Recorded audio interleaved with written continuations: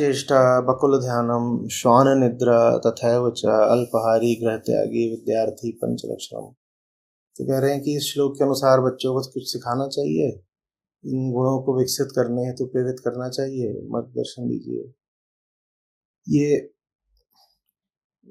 आप लोग भी छोटे रहे होंगे तो ये इस तरह की बातें घर वाले या स्कूल वाले लोग बोलते रहे होंगे। जो अच्छा विद्यार्थी होता है उसमें ये सब बातें होती है। कागचेष्टा माने कौवे की तरह लगा रहता है। कौवे की तरह वो लगा रहता है कि सफलता नहीं मिलेगी तो लगा रहूंगा। बकुल ध्यानम, जो बगुला होता है उसकी तरह वो ऐसे है ना खड़ा रहता है बिल्कुल निश्चल कि जब तक मछली नहीं मिल जाएगी हटूंगा नहीं यहाँ से। श्वान निद्रा, कुत्ते की तरह सोता है। कुत्ता सो रहा होता है कुछ करी तो फट से उसकी नींद खुल जाती है। तो अल्पाहारी और गृह त्यागी, और कम खाता है और घर में नहीं पड़ा रहता, माने गुरुकुल में रहता है।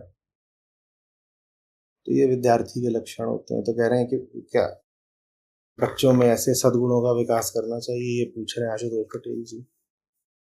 ये सब आ जाता है, ये सब आ जाता है, ये सब आ जाता है जब जो आप पढ़ रहे हो उससे प्रेम होता है।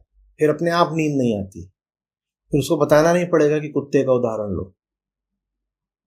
अपने आप ही उसको नींद नहीं आएगी। और श्वान को तो नींद इसलिए नहीं आती क्योंकि प्रकृति ने उसको ऐसा बनाया है।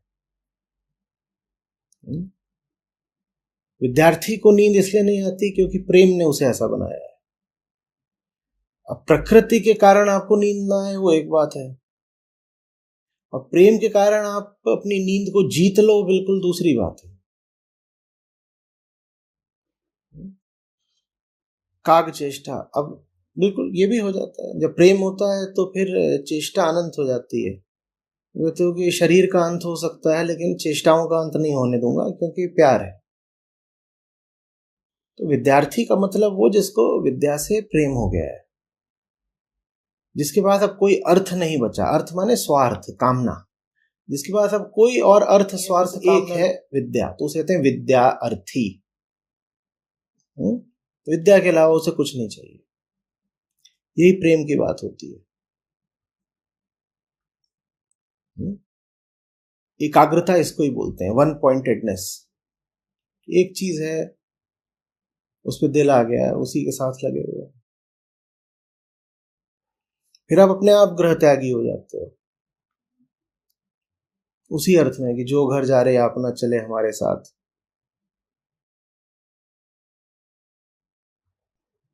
बहुत बातों पर मत ध्यान दिया करिए, एक बात पर ध्यान दिया करिए। एक साधे सब सधे। बच्चा कुछ अगर पढ़ रहा है तो उसे बताइए कि वो पढ़ना उसके लिए क्यों जरूरी है। उससे पूछिए कि तुम इतिहास पढ़ रहे हो, इतिहास क्यों पढ़ रहे हो, अच्छा बताओ इतिहास क्यों पढ़ना चाहिए। हमें पता ही नहीं होता हम इतिहास पढ़ क्यों रहे हैं। अच्छा गणित पढ़ रहे हो, क्यों गणित सीखनी है जरूरी, बताओ। अंग्रेजी पढ़ रहे हो, अंग्रेजी क्यों पढ़ना चाहते हो, कोई औचित्य नहीं है तो क्यों पढ़े अंग्रेजी। और औचित्य समझ में आ गया तो फिर पढ़े बिना रहा ही नहीं जाएगा। प्यार बहुत बड़ी बात होती है, सबसे बड़ी ताकत। हम उस ताकत को कभी जगाते ही नहीं। जो सबसे बड़ा बल हमें उपलब्ध हो सकता है, हम उस बल से बिल्कुल वंचित रह जाते हैं। प्यार से बड़ा बल नहीं होता। वो सब करा देता है। इश्क न चाहे जिसको यार वो फिर नाचे बीच बाजार। और वो गजल है ना वो अभी कि तुम भी ऐसे हो जाओगे जब इश्क तुम्हें हो जाएगा।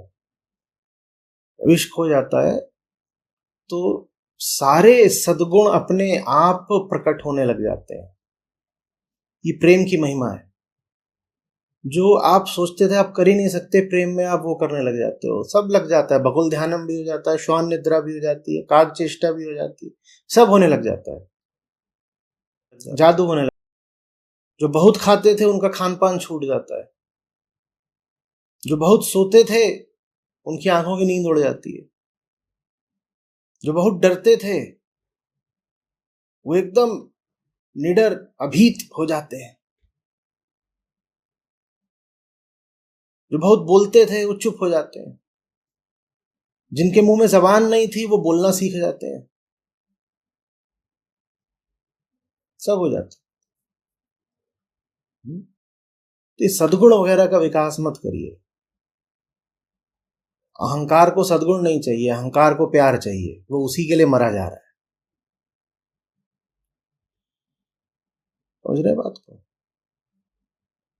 आपकी जिंदगी में समस्या ये नहीं है, आपकी मेरी किसी की जिंदगी में समस्या ये नहीं है कि सद्गुण वगैरह नहीं है, या जैसे पिछले प्रश्नकर्ता पूछ रहे थे कि कौशल की, अनुभव की कमी है। सद्गुण कौशल इनकी बात नहीं है, ये छोटी चीजें ही आ जाती हैं। इनको तो मैं बोलता हूँ ऑन द जॉब लर्निंग। लग जाओ, सीख जाओगे। पर लगा जाता है प्यार में। हमारी जिंदगी में कमी सद्गुण की नहीं है, इश्क की है।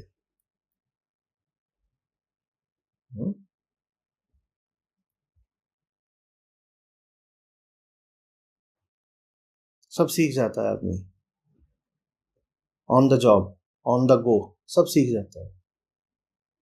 प्यार होना चाहिए, जो कर रहे हो उससे प्यार होना चाहिए, सारे कौशल विकसित हो जाते हैं। स्किल की प्रॉब्लम थोड़ी है।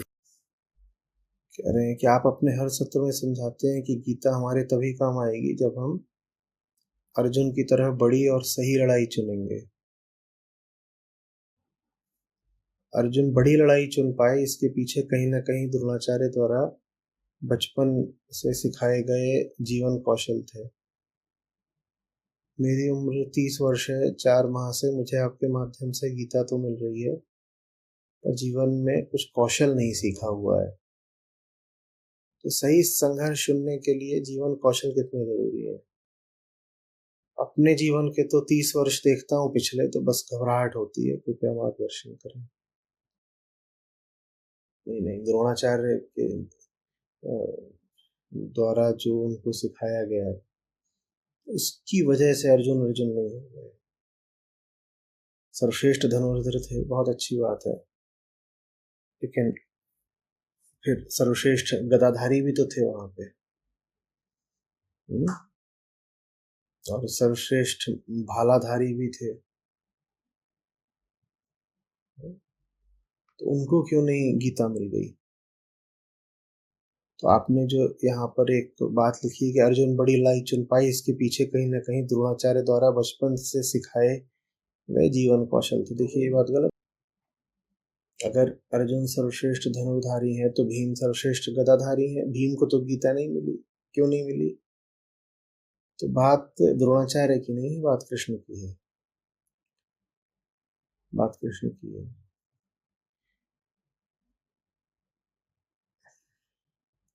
सही लड़ाई आप चुन पाए, इसके लिए जरूरी है कि आपके जीवन में कोई कृष्ण जैसा हो और आप उससे भाग न जाए। अर्जुन का भी भागने का बहुत मन कर रहा था। पहला पूरा अध्याय यही है कि मैं तो चला, मैं नहीं रुक रहा, ये सब लड़ाई झगड़ा दंगा फसाद ये अच्छी बात नहीं है, मैं तो जा रहा हूँ केशव।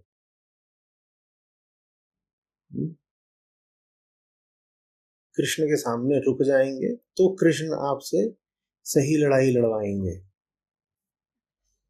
और जो कह दे कि बड़ी लड़ाई का तो मेरे जीवन में कोई स्थान नहीं, कोई उपयोगिता नहीं, फिर उसको गीता नहीं मिलती है।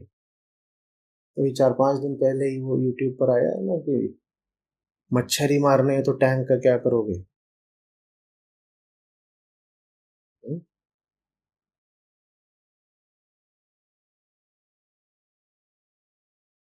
जो पहला है सदा वही पहले आता है। कृष्ण पहले आते हैं और कृष्ण आपका परिचय फिर बड़े युद्धों से करवाते हैं। और जो बड़े युद्ध को पीठ दिखाएगा तो गीता नहीं पाएगा।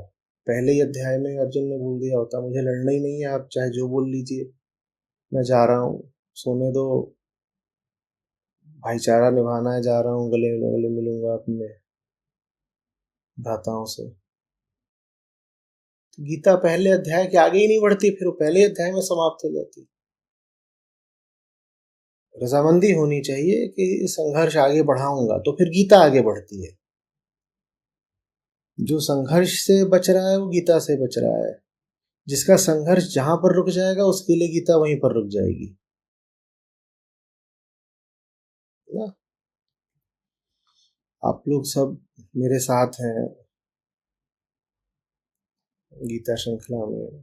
आप लोगों से भी कहता हूँ, संघर्षों को कहीं पर विराम मत लगा देना, आपकी गीता को वहीं पर विराम लग जाएगा। थोड़ा जान लगाना सीखो, थोड़ा धक्के खाना और धक्के मारना सीखो, थोड़ा भिड़ना सीखो।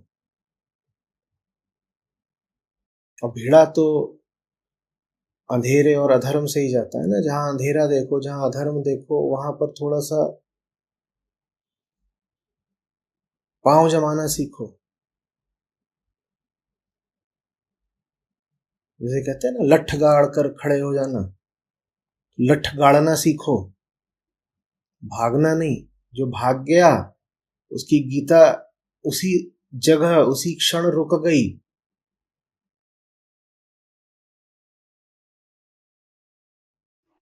आप में से कुछ लोग तर्क दिया करते हैं, कहते हैं देखो हमें क्या करना है इधर उधर संघर्ष करके, हमें तो गीता से मतलब है। ये पागलपने का तर्क है।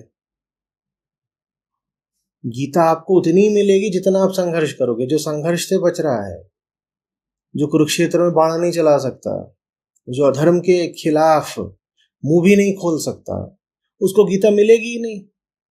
और आप कह रहे हो कि हमें युद्ध थोड़ी करना है, हमें तो गीता पढ़नी है। गीता कोई किताब है क्या कि खोलोगे और पढ़ लोगे?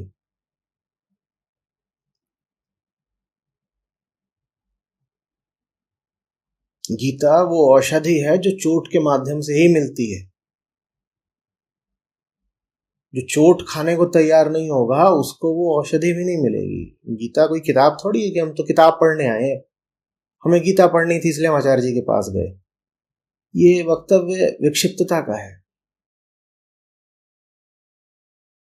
कि हमें तो गीता पढ़नी थी तो आचार्य जी के पास गए। गीता आपको अर्जित करनी पड़ती है, मेरे पास आने भर से आपको नहीं मिल जाएगी। अपने जीवन में थोड़ी वीरता, थोड़ा साहस दिखाना पड़ेगा। जहां अधर्म है वहां जूझना पड़ेगा।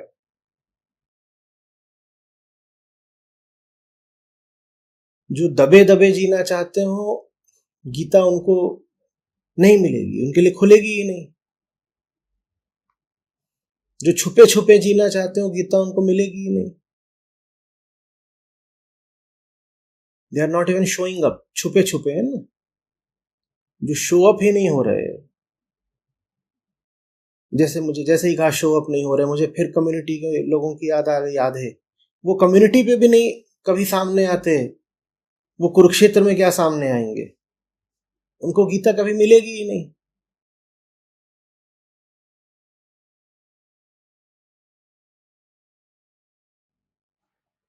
हम्म? बात इसकी नहीं कि आपके पास कौशल कितना है, बात इसकी है कि आपके पास कलेजा कितना है। अर्जुन के पास कौशल कम भी होता तो भी कृष्ण का सानिध्य उन्हें लड़वा देता। और अर्जुन का जितना भी कौशल था वो पूरा पड़ा था क्या? भीष्म को अपने कौशल से हरा पाए थे अर्जुन, द्रोण को अपने कौशल से हरा पाए थे, कर्ण को अपने कौशल से हरा पाए थे। जितने भी उनके महारथी थे, किसके सामने अर्जुन का कौशल काम आ गया था? और अंत में दुर्योधन को भी अपने कौशल से हराया था क्या भीम ने? और स्वयं बिना पूछे ताछे, बिना सलाह करे प्रतिज्ञा कर बैठे थे अर्जुन की, मार दूंगा जयद्रथ को, नहीं तो खुद ही जान दे दूंगा। तब अर्जुन को अर्जुन के कौशल ने बचाया था क्या? तो अर्जुन के कौशल की बात नहीं है। कौशल तो किसी का भी संपूर्ण नहीं होता, ना आपका ना मेरा। हम सब इंसान हैं और इंसानों में कमियां तो रह ही जाती हैं। आप ये प्रतीक्षा करते रहेंगे कि आपका कौशल जब पूरा होगा तब आप युद्ध में उतरेंगे, तब तो हो चुका। कौशल कभी पूरा नहीं होगा, जीवन पूरा हो जाएगा। मैं कह रहा हूं कलेजा चाहिए, लठ गाड़ने का, भिड़ जाने का। हुँ?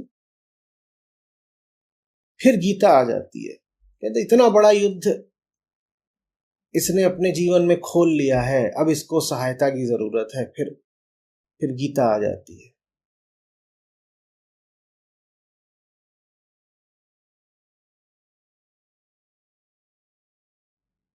संसार का गणित कहता है पहले तैयारी करो फिर युद्ध में उतरो। गीता का गणित दूसरा है। गीता का गणित कहता है सही युद्ध चुनो फिर मैं तुम्हें मिलूंगी। गीता का गणित कहता है तुम सही युद्ध कर लो फिर मैं तुम्हें मिलूंगी और मैं तुम्हारी तैयारी करवा दूंगी। और आपका गणित कहता है नहीं नहीं, पहले रुको, पहले अच्छे से तैयारी वारी कर लो, तैयारी वगैरह पूरी हो गई और जब अपने आप को प्रमाणित कर लो तैयारी पूरी हो गई तब कहोगे अब मैं युद्ध में जा रहा हूँ। तैयारी कभी पूरी होगी ही नहीं, आपको युद्ध से बचने का बहाना मिल गया।